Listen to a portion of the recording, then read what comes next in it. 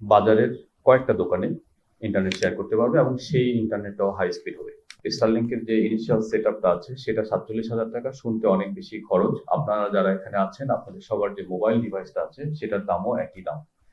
এখন যদি স্টারলিংকটা কোনো উদ্যোক্তা কিনে, তাহলে উনি চাইলে মাইক্রো ক্রেডিট বা অন্য কোনো ফর্ম থেকে নিজে ফাইন্যান্সিং সোর্স করতে পারবেন, কিংবা উনি নিজে একটা সমবায় ভিত্তিতে বন্ধু বান্ধব কয়েকটা গ্রামের কয়েকটা হাটে দোকানপাটে ওনারা চাইলে কয়েকজন মিলে এটা করতে পারবেন। যেহেতু এখানে হাই স্পিড আছে, অর্থাৎ 300 Mbps আছে, একজন ব্যক্তির দৈনন্দিন জীবনের কাজ করতে বা ইন্টারনেট ব্যবহার করতে 300 Mbps এর প্রয়োজন নাই, সুতরাং উনি সহজতভাবে এটা শেয়ার করতে পারবেন। তো সেদিক থেকে আমরা মনে করি শুধু উদ্যোক্তাই তৈরি হবে না, বরং কো ওয়ার্কিং ফ্যাসিলিটি তৈরি হবে।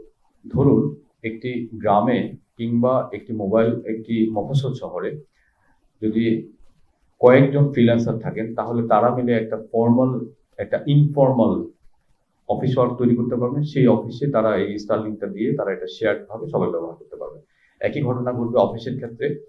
মফস্বল শহর কিংবা জেলা শহরের ক্ষেত্রে যেহেতু আমাদের অ্যাক্সেস টু ইন্টারনেট লিমিটেড, কিংবা বিদ্যুৎ চলে গেলে আইএসপি ইন্টারনেট বন্ধ হয়ে যায়, কিংবা ব্যাটারি ব্যাকআপ চলে গেলে মোবাইল ইন্টারনেটও দুর্বল হয়ে যায়, সার্ভিসটা পড়ে যায়। সেজন্য স্টারলিংক এই সমস্যার সমাধান করবে। অর্থাৎ এটা উদ্যোক্তা বান্ধব, উদ্যোক্তারা নিজেরা গ্রুপ তৈরি করে এবং শেয়ারিং এর মাধ্যমে এখান থেকে বেনিফিটেড হতে পারেন।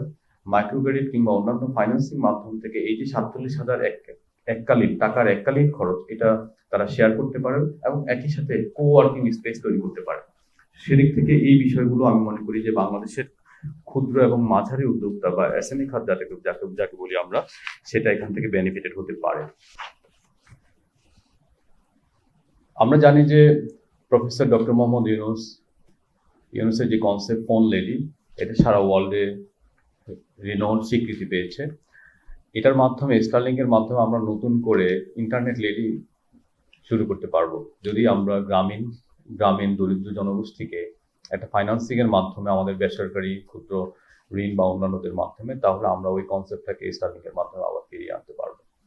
একজন গ্রামীণ মহিলা কোনো একটা ক্ষুদ্র ঋণ কোম্পানি থেকে টাকা নিয়ে উনি গ্রামের হাট বাজারে ইন্টারনেট সরবরাহ করতে পারবে, এতে কোনো বাধা নেই। আমরা আবারও বলছি, আইএসপিদেরকে সুরক্ষা দেওয়ার জন্য আমরা সেখানে মোবিলিটি রাখি, অর্থাৎ উনি এই ডিভাইসটা স্টেশনের এক জায়গায় থাকতে হবে, এই ডিভাইস নিয়ে উনি মুভ করতে পারবেন।